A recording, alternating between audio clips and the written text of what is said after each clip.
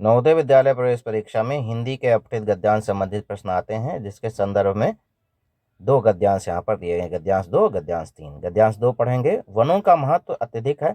ये जीवों का आवास होते हैं, जैव विविधता को बनाए रखते हैं और पर्यावरण संतुलन में योगदान करते हैं। वनों से हमें ऑक्सीजन, लकड़ी, औषधियाँ और खाद्य पदार्थ मिलते हैं। इसके अलावा वे जलवायु परिवर्तन से लड़ने में भी मदद करते हैं और मिट्टी के कटाव को रोकते हैं। इससे संबंधित कुछ प्रश्न दिए जाएंगे आपको। राइट साइड में लिखा रहेगा, मैं बता रहा हूँ, इसके नीचे प्रश्न आपके प्रश्न पत्र में ये लिखा रहेगा, जैसे यहाँ पर मैंने लिख दिया।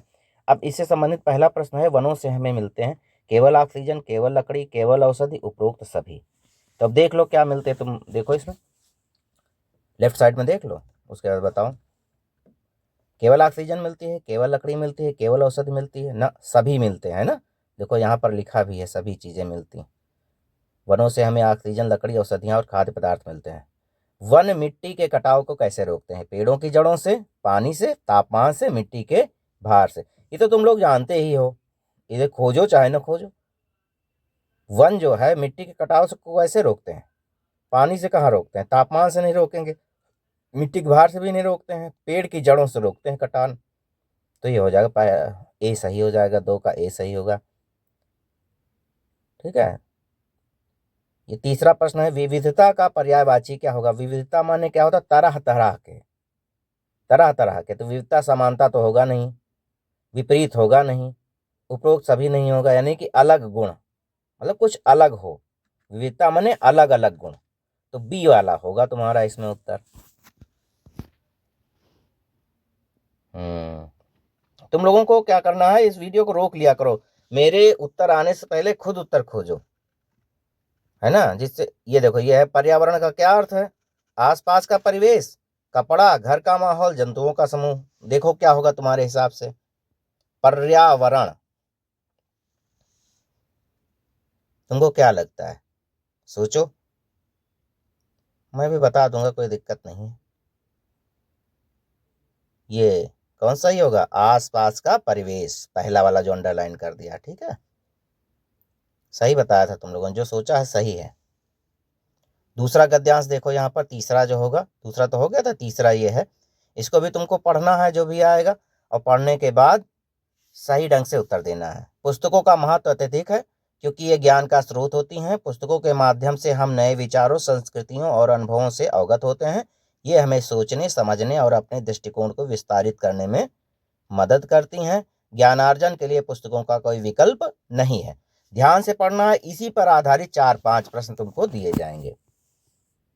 ये तो बहुत आसान है ना। हिंदी वाला पेपर तो बहुत आसान होगा, लेकिन बहुत हल्के में भी नहीं लेना है, ठीक है। तो इसको ध्यान से पढ़िए, पहले अच्छे से पढ़ लीजिए। कोई भी पेपर आएगा पहले पढ़ना है तुमको, ध्यान से एक एक चीज पढ़ लो, इसी से संबंधित प्रश्न तुमको मिले। पहला प्रश्न जैसे, पुस्तकों का मुख्य उद्देश्य क्या है? अब इधर देखो, लेफ्ट साइड में देखो, जो लिखा है सफेद वाले हिस्से में लिखा है, इससे देखो, पीले में जो प्रश्न लिखा है उसका उत्तर छांट लो इसी में।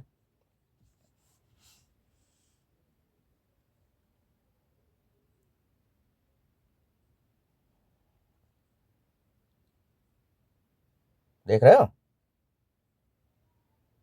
खोजो खोजो खोजो खोजो। यस, बहुत बढ़िया। क्या लिखा? ज्ञान का स्रोत होती है ना, तो इधर ज्ञान से संबंधित कुछ होगा इसमें उत्तर। ज्ञानार्जन भी लिखा है, यानी कि बी सही होगा, ज्ञान का संचय। कोई जरूरी नहीं कि सेम टू सेम मिल जाए, है ना, ऐसा नहीं हो सकता, कि तुमको अपना दिमाग भी लगाना पड़ सकता है। पुस्तकें हमें किसमें मदद करती हैं? समय बिताने में, नई संस्कृतियों को समझने में, केवल कहानियां सुनने में, सोने में। लेफ्ट साइड में देखो, जहां सफेद वाले में कुछ लिखा होगा, इसको देखो, इसी हिसाब से तुम अपना उत्तर खोज लो। समय मिलेगा, इसको जरा सा पाज कर लो, है ना, वीडियो पाज कर लो, रोक लो, और मेरे उत्तर देने से पहले तुम खुद अपना उत्तर सोच लो।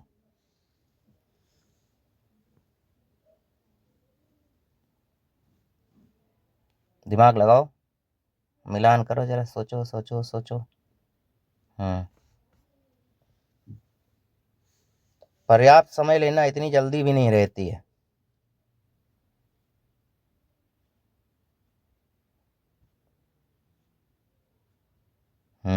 खोज तो लिया तुम लोगों ने, बिल्कुल सही है। कहाँ लिखा है देखो। हाँ ये, बिल्कुल सही सोचा, बहुत सही, बिल्कुल सही। क्या लिखा है? पुस्तकों के माध्यम से हम नए विचारों, संस्कृतियों और अनुभवों से अवगत होते हैं। इसमें कहीं संस्कृतियां लिखा है देखो, कहीं लिखा है? हाँ ये देखो, बी में लिखा है नई संस्कृतियों को समझने में, तो इसका मतलब बी सही होगा। ठीक है। अगला प्रश्न है, पुस्तकें हमें कैसा अनुभव देती हैं? नकारात्मक, अनुभवात्मक। इसमें अनुभवात्मक लिखा है, इसको सही कर लीजिएगा, अनुभवात्मक होना चाहिए, अनुभव के आधार पर। केवल, शांत, उबाऊ। अब तुम देखो क्या होगा, पूरा पढ़ डालो, कहीं ना कहीं तुमको इसमें उत्तर मिल जाएगा बाईं तरफ। ये बी सही होगा, अनुभवात्मक, अनुभव के आधार पर। कहाँ लिखा है अनुभव? देखो, पुस्तकों के माध्यम से हम नए विचारों, संस्कृतियों और अनुभवों से अवगत होते हैं, तो इसका मतलब बी वाला उत्तर सही है।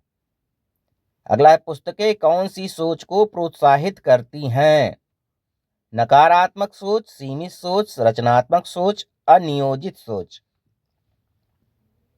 देख लो क्या उत्तर होगा, तुमको पता है, उत्तर खोज लो। ये हमें सोचने, समझने और अपने दृष्टिकोण को विस्तारित करने में मदद करती हैं, इसका मतलब ये रचनात्मक सोच होगी, है ना। सी, इसका उत्तर होगा सी।